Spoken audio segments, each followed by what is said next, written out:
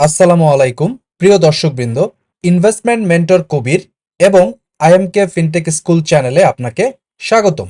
এই চ্যানেল দুটিতে আমি এবং আমার টিম মেম্বার্সরা আপনাদের জন্য নিয়মিত লার্নিং ভিডিও বানিয়ে থাকি। যদি নতুন হয়ে থাকেন তাহলে এখনই চ্যানেল দুটিকে সাবস্ক্রাইব করুন এবং আমাদের সাথেই থাকুন।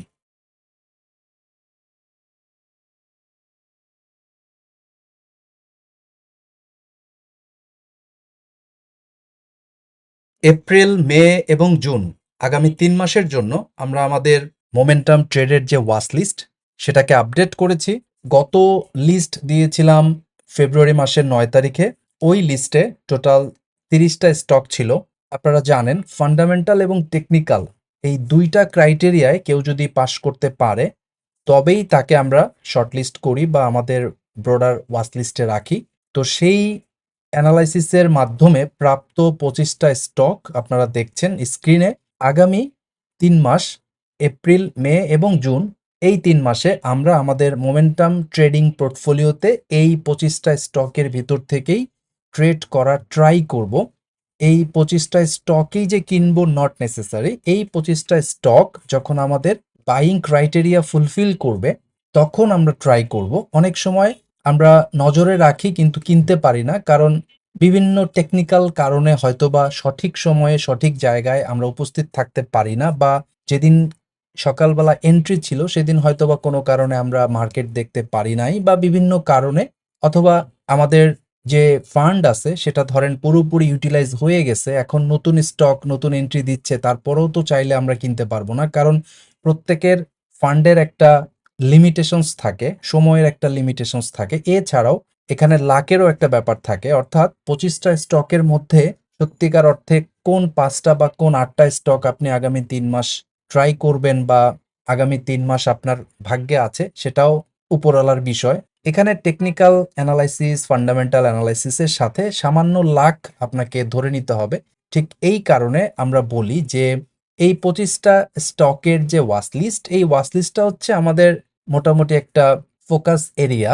এই এরিয়াতেই আমরা আমাদের ফোকাসটা দিব এবং এই ২৫টা স্টকের মধ্যে থেকে যে স্টকগুলোকে আমাদের কাছে বেশি লুক্রেটিভ মনে হবে আগামী ৩ মাসের জন্য, এবং যারা দ্রুত আমাদেরকে এন্ট্রি পয়েন্ট দেখাবে বা যে স্টকটা সবার প্রথম আমাদের সামনে আসবে লুক্রেটিভ হিসাবে, ওই স্টকটাকেই আমরা গ্রহণ করার চেষ্টা করব। সো দর্শক, ফিলোসফি আশা করি বুঝতে পেরেছেন। এর জন্য আপনাকে টেকনিক্যাল অ্যানালাইসিসের এন্ট্রি কোথায়, এক্সিট কোথায়, স্টপ লস কিভাবে দিবেন এবং কিভাবে প্রফিট বুক করবেন, এই বেসিক জিনিসগুলো আপনাকে জানতে হবে। এর কোনো বিকল্প আসলে নেই। এখানে আপনার মনে হতে পারে যে এই ২৫টা স্টকে আমরা স্কোয়ার ফার্মা এবং ম্যারিকো টাইপ স্টক কেন রাখি নাই।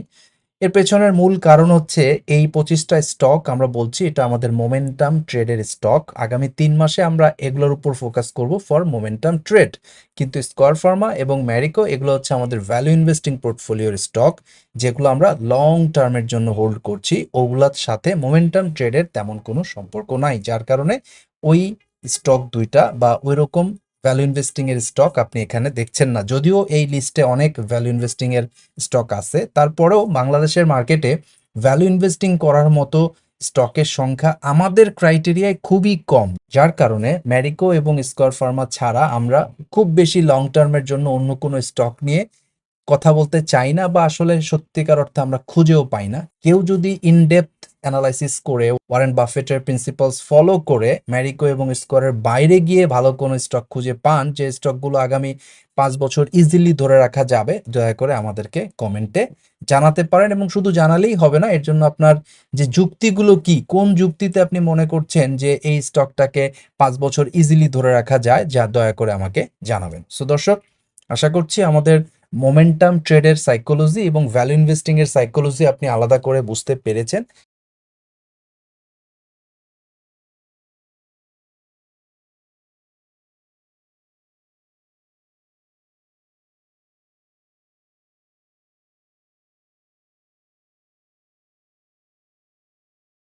এর বাইরেও কিছু স্টক মার্কেটে ভালো প্রফিট দিবে, এটি স্বাভাবিক।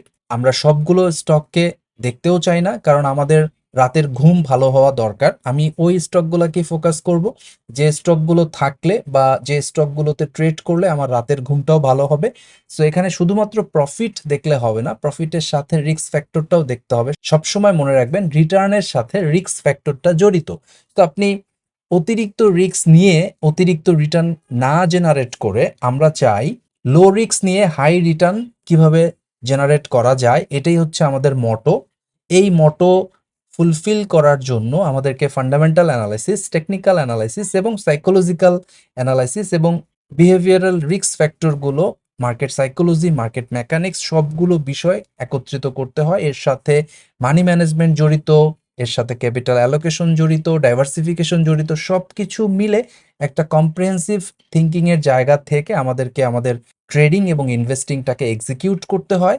সেই জন্য আমরা মনে করি এই 25টা স্টকের ভিতর থেকেই যতটুকু আমার ভাগ্যে আছে আমি ততটুকুই নিতে পারবো। যে স্টক আমি পছন্দ করি না বা যে স্টক আমার শর্ট লিস্টে আসে নাই, ওই স্টকটি যদি কালকে হল্টেড হওয়া শুরু করে মাল্টিপল টাইমস, তাতেও আমার বিন্দুমাত্র দুঃখ হবে না, আমি কোনো প্রকার ফিয়ার অফ মিসিং আউট দেখাবো না। এটি হচ্ছে আমার সাইকোলজি। এই সাইকোলজি ধরে রেখেছি বিধায় আমরা এখনো মার্কেটে সার্ভাইভ করতে পারছি।